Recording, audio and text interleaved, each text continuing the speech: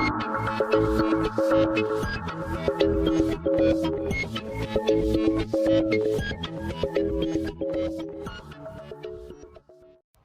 स्वागत है आपका तर्क में। मैं हूं दिग्विजय और आप देख रहे हैं तर्क। इस ऑनलाइन चर्चा के जरिए मैं एक गंभीर विषय के बारे में चर्चा करूंगा और चर्चा करने के लिए मेरे साथ बहुत सारे लोग मौजूद हैं जिनसे आप सभी का परिचय करा दूं। सबके नाम आप देख रहे हैं। सबसे पहले जगन्नाथ कुमार कश्यप, जो कि डॉक्टरल रिसर्च फेलो हैं दिल्ली यूनिवर्सिटी में और जाने माने डिबेटर हैं हर विषय पर, चाहे आर्थिक हो, राजनीतिक हो, सांस्कृतिक या सामाजिक विषयों पर ये इनके लेख प्रकाशित होते रहते हैं। कई प्रसिद्ध मैगजीन्स में भी इनके लेख प्रकाशित हो चुके हैं और जिनका लाभ डीयू के लगभग हर डिबेटर्स ने उठाया है, क्योंकि मैंने भी खुद इन लेखों का लाभ उठाया है। तो भैया आपका स्वागत है तर्क। और दूसरे मेरे साथ पीयूष सिंह हैं। पीयूष एडवोकेट हैं, दिल्ली यूनिवर्सिटी से इन्होंने पढ़ाई किया, इसमें एडवोकेट है और ये लखनऊ से हमारे साथ जुड़े हुए हैं। पीयूष जी आपका स्वागत है। और मेरे साथ जुड़े हुए हैं अंकित सुमन। अंकित जो है एक बहुत ही इस लॉकडाउन में बहुत ही मेहनत के साथ धरातल पर काम कर रहे हैं, इसलिए ये मीटिंग में जुड़े हुए हैं। तो विषय क्या है? इस मीटिंग का विषय है कोरोना वायरस, भारत के लिए चुनौती कम, अवसर ज्यादा है। तो इस मीटिंग में मैं इसी विषय पर बात करूंगा। आपको ये जानकर आश्चर्य हो सकता है कि कोरोना वायरस जो पूरी दुनिया के लिए एक चुनौती बना हुआ है, भारत के लिए एक अवसर कैसे बन सकता है। तो सबसे पहले मैं आपको बताना चाहूंगा कि जब से कोरोना वायरस अपने अस्तित्व में आया, लगभग 6 महीने बीत चुके हैं, लेकिन अभी तक दुनिया के पास इससे लड़ने का कोई कारगर हथियार नहीं है। एक ही हथियार है कि आप सामाजिक दूरी, अर्थात सामाजिक दूरी एक गलत शब्द था जिसको शारीरिक दूरी बना दिया गया है। तमाम विषयों पर बात करूंगा और खासतौर से भारत के संदर्भ में कि भारत के लिए चुनौती कैसे कम है और अवसर ज्यादा है। तो इस विषय पर जो सबसे पहला प्रश्न होगा मेरा जगन्नाथ जी से होगा। ये बताएं कि भारत के पास अस्पताल कम है, सीमित संसाधन है, उसके बावजूद भी जिस तरीके से भारत ने इस गंभीर चुनौती से लड़ने का प्रयास दिखाया है और जिस तरीके से हिम्मत दिखाई है, क्या वो भारत के सामर्थ्य का परिचायक है कि सीमित संसाधनों में भी हम बड़ी से बड़ी चुनौती का सामना कर सकते हैं? जगन्नाथ जी। धन्यवाद दिग्विजय। और विषय पे आने से पहले सर्वप्रथम तो मैं आपका धन्यवाद करना चाहूंगा। शायद ये दूसरी बार मैं तर्क मंच पे आया हूं और मैं देखता हूं कि जब से आपने इस तर्क मंच को बनाया है, आप लगातार समसामयिक विषयों को और जो विषय राष्ट्रीय स्तर पर महत्व के होते हैं उन विषयों को आप उठाते रहते हैं। तो आप धन्यवाद के पात्र हैं। अब सीधे मैं आपके विषय पे आता हूं। देखिए दिग्विजय, यह बात बिल्कुल सही है कि सबने यह आशंका जताई थी कि भारत में भी स्थिति बहुत ही भयावह हो जाएगी, बहुत मुश्किल भरी होगी। हालांकि अभी भविष्य के गर्भ में क्या है ये हम नहीं जानते हैं, लेकिन अभी तक जो स्थिति है, जहां एक जगह विकसित राष्ट्र जैसे अमेरिका या फिर इटली जैसा देश जिसकी स्वास्थ्य व्यवस्था को लेकर के कहा जाता था कि वो नंबर 2 की है, वो सब एक तरह से धाराशायी होते दिखे।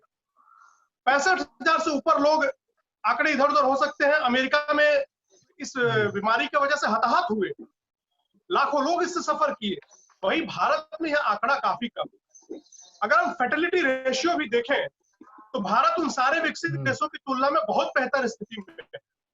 तो बेशक जो सरकार ने, चाहे वो केंद्र की सरकार हो या विभिन्न राज्यों की सरकार हो, एक बढ़िया कोऑपरेटिव फेडरलिज्म का नमूना पेश किया और जिस प्रकार से प्रोएक्टिव मेजर्स हमारे यहाँ लिए गए, चाहे वो लॉकडाउन को लेकर के हो, और लॉकडाउन का जिस प्रकार से सदुपयोग हुआ अपने कैपेसिटी को डेवलप करने के लिए, जैसे कि हमारे पास पहले पीपीई किट्स कम थे, हमारे पास टेस्टिंग टूल्स कम थे, लेकिन इन लॉकडाउन के दौरान शायद उन चीजों को बनाने की कोशिश की गई और साथ में अवेयरनेस पे भी हमारे देश पे ध्यान दिया गया। शायद उसका परिणाम रहा कि विकसित देशों की तुलना में हमारी स्थिति बहुत बेहतर रही, जो भी हमारे पास सीमित स्वास्थ्य संसाधन थे उस पर ही। हाँ, तो धन्यवाद जगन्नाथ जी। इसके अलावा हम और आगे आपसे एक विषय पर और इस विषय पर और कई प्रश्न है जिससे आपका जवाब चाहूंगा, लेकिन अभी मैं पीयूष जी से जानना चाहूंगा कि जैसे देखिए अभी लॉकडाउन में कुछ छूट दी गई है, रेड, ऑरेंज और ग्रीन जोन बनाए गए हैं। तो आपको क्या लगता है कि ये कोरोना वायरस से क्या भारत में इस तरीके की स्थिति आई है कि हम उसमें काफी हद तक हमने नियंत्रण पा लिया है, इसलिए इसमें छूट दी गई है? क्योंकि अगर स्थिति बहुत भयावह होती तो क्या इस तरीके की छूट देना संभव होता?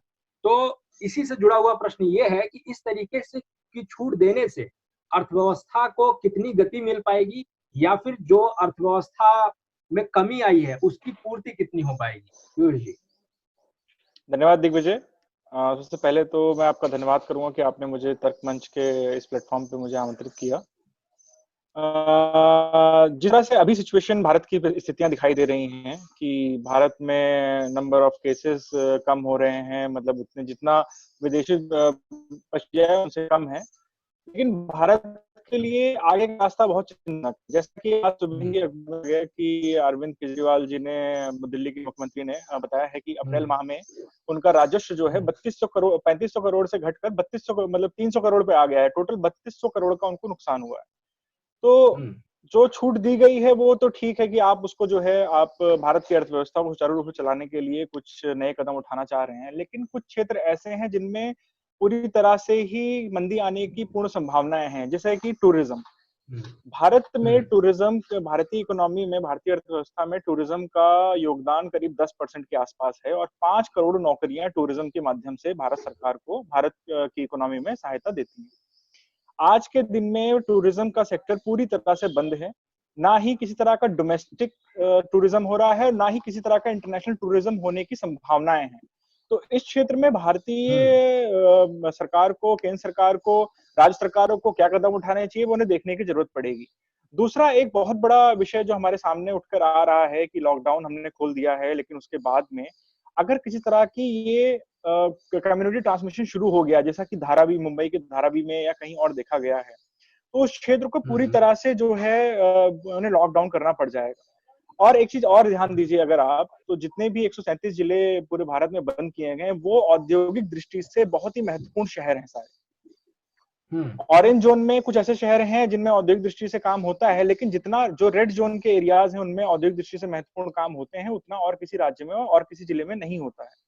तो इस दृष्टि से देखा जाए तो अर्थव्यवस्था को शायद एक थोड़ा सा मजबूती मिलने के लिए प्रयास तो किया जा रहा है, मुझे देने के लिए प्रयास तो किया जा रहा है, लेकिन वो प्रयास अभी इतना सार्थक साबित होने में बहुत मुझे आशंकाएं हैं कि ऐसा अभी पॉसिबल होगा।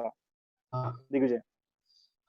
चलिए, तो मुझे लगता है कि हमारे देश में इतने बड़े देश में इतनी बड़ी अर्थव्यवस्था को चलाना कोई बहुत आसान बात नहीं है, जबकि दुनिया के छोटे छोटे देश जो हैं वो अपनी अर्थव्यवस्था को लेकर गंभीर चिंतित हैं। और भारत में टूरिज्म का एक योगदान है अर्थव्यवस्था में, लेकिन इतना ज्यादा मतलब कई ऐसे दुनिया में देश हैं जो पूरी उनकी अर्थव्यवस्था आधे से अधिक जो है टूरिज्म पर बेस्ड होती है, तो उनके लिए ज्यादा खतरा है। लेकिन फिर भी मैं जगन्नाथ जी से एक प्रश्न और करना चाहूंगा अभी इसी मुद्दे से कि देखिए, जिस तरीके से लॉकडाउन लागू किया गया और उसका फैसला किया गया, तो उसमें ये बात सामने आई कि आप ये देख रहे हैं कि लगभग पूरे देश में चाहे केंद्र सरकार हो और राज्य सरकारें, जो कि अलग अलग दल की सरकारें हैं, उनमें एक सामंजस्य दिखाई दिया।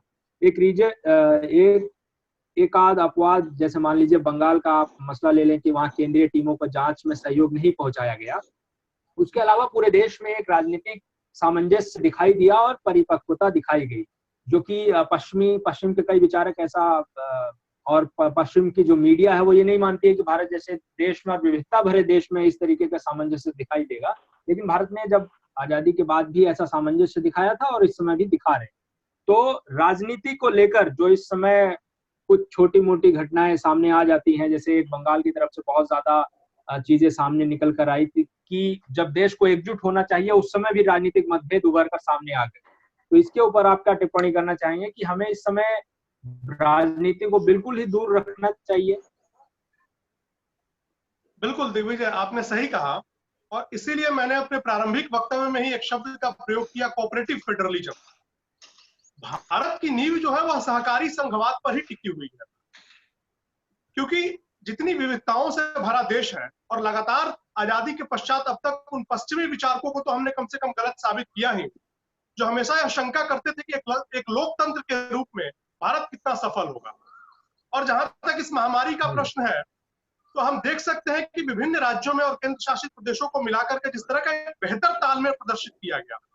हालांकि विभिन्न राजनीतिक पार्टियों की सरकारें हैं, कुछ एकाध मुद्दों पर मतभेद रहे, जैसे कि अभी पीयूष जिस जोन वाइज क्लासिफिकेशन की बात कर रहे थे, उसमें भी कुछ राज्य सरकारों को एक दो जिलों को लेकर के है कि भाई केंद्र ने, जैसे दिल्ली के मुख्यमंत्री भी कल कह रहे थे कि 11 के 11 जो जिले हैं उनको रेड जोन कर दिया है, तो थोड़ी मुश्किलें हो सकती हैं। तो इसको लेकर के थोड़ा बहुत हो सकता है समझ का अंतर, लेकिन कमोबेश एक एकजुटता रही, एक ऊपर से लेकर के नीचे तक एकमत रहा इन चीजों। दूसरी बात जो आपने राजनीति की कही और विशेष करके एक राज्य का उदाहरण दिया, यह बात आप मान करके चलिए, इस तरह के आपदाओं के क्षण में जो राजनीति करने की कोशिश करता है, इस देश की जनता कभी उसको माफ नहीं करेगी। और क्षेत्रीय पार्टियों को भी यह समझना होगा कि भारत की पहचान किसी एक क्षेत्र से नहीं है, वो सारे क्षेत्र मिल करके, वो सारे दल मिल करके, वो सारे लोग मिल करके, वो सारी विचारधाराएं मिल करके समग्रता से भारतवर्ष का निर्माण करती है। तो ऐसे में अगर कोई अपने छोटे राजनीतिक हित के लिए इस प्रक्रिया को अवरुद्ध करने की कोशिश करता है या राजनीति करता है, तो चाहे वो किसी प्रदेश के मुख्यमंत्री ही क्यों न हो, ना वो प्रदेश की जनता उनको माफ करेगी, न देश की जनता उनको माफ करेगी। ठीक। तो इस प्रश्न के बाद मैं अगला प्रश्न लेना चाहूंगा अंकित से, कि अंकित वो व्यक्ति हैं जो इस समय लॉकडाउन में, मतलब ये इकलौते व्यक्ति नहीं है, लेकिन ये उन व्यक्तियों में से एक मेरे साथ हैं जो कि पूरी इस लॉकडाउन के दौरान जो गरीब लोगों तक और खास तौर से वंचित जो दिहाड़ी मजदूरी है उन तक सहायता पहुंचाने का कार्य कर रहे हैं और अभी भी निरंतर ये उस कार्य में लगे हुए हैं। तो अंकित ये बताएं कि जिस लॉकडाउन से, क्योंकि अब लॉकडाउन काफी हद तक खोल दिया गया है ग्रीन जोन में एटलीस्ट, तो वहां पर जहां आप सहायता पहुंचा रहे हैं, तो क्या आप अपना सहायता पहुंचाने का जो आपका तरीका है वो इस हिसाब से डिसाइड होगा कि आप कहाँ सहायता पहुंचा रहे हैं, रेड जोन में है या ग्रीन जोन में है? तो आपका फोकस मेरे हिसाब से रेड जोन पर होगा। देखिए, जहाँ तक इस चीज की बात है कि जोन जैसे डिवाइड किए गए, तो उनके हिसाब से क्या हम सेवा पहुंचा रहे हैं, मैं आपको बताना चाहूंगा कि ये जोन डिवाइड होने से पहले ही हमने इस चीज को ध्यान रखा है, चाहे वो ग्रीन जोन हो चाहे वो रेड जोन हो। सोशल डिस्टेंसिंग या उसे आप कहिए फिजिकल डिस्टेंसिंग, इसका हमने पूरी तरीके से पालन किया है। जो भी नियम अपने आप को कोरोना से बचाने के लिए हैं, वे हमारे सभी स्वयंसेवक पालन कर रहे हैं, जो भी वॉलंटियर्स इस समय लगे हुए हैं।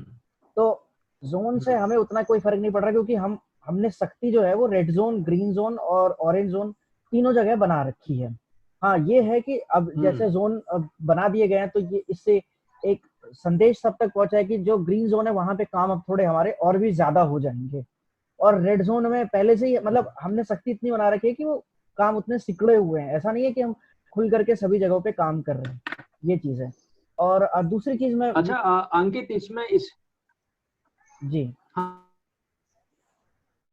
जी दिग्विजय जी, तो मैं ये बता रहा था कि जहां तक दूसरी चीज आपका ये विषय है, तो उसके संदर्भ में भी मैं बता दूं कि सामाजिक मेल जो है ना, वो उसको बढ़ाने का एक अवसर है। ये कोरोना वायरस, बिल्कुल सही कहा आपने कि चुनौती तो है, परंतु जो स्थानीय मेल है, सामाजिक मेल, वो बढ़ाने का अवसर है। कैसे कि हमारे स्थानीय जितने भी कार्यकर्ता हैं, आसपास के लोग हैं, गृहिणियां हो गई, वे लोग मास्क बना करके दे रहे हैं। ठीक है, तो जो सिलाई कढ़ाई करने का काम है, वो लोग मास्क बना रहे हैं। कई लोग तौलिए ही दे रहे हैं, कपड़े का टुकड़ा भी उसका भी मास्क बना रहे हैं, या उसका भी प्रयोग कर रहे हैं मास्क के तौर पे। केवल यही नहीं, आसपास के जितने भी लोग हैं, गली मोहल्ले के लोग, उन्होंने संगठित होकर के अपनी गली में भोजन कराने की जिम्मेवारी ली है, भोजन कराने का काम देखा है। किसी को गैस सिलेंडर की जरूरत चाहिए, स्टूडेंट्स जो है वो 5 किलो का सिलेंडर रखते हैं, तो वो खत्म हो गया तो वो पहुंचाने का काम। तो इस प्रकार से स्थानीय मेल जो है ना, उसको बढ़ाने का अवसर है ये कोरोना वायरस का ये जो समय है जी। तो मतलब एक तरीके से कोरोना वायरस संकट आया तो हमें अपने समाज के सामर्थ्य का भी पता चल रहा है। पीयूष जी, इसमें कुछ आप कहना चाहेंगे कि इस संकट से सामाजिक सामर्थ्य जो लोगों के अंदर था वो बाहर निकल कर आया है और लोगों ने इस संकट की घड़ी में अपने सामर्थ्य का परिचय दिया है सामाजिक स्तर पर?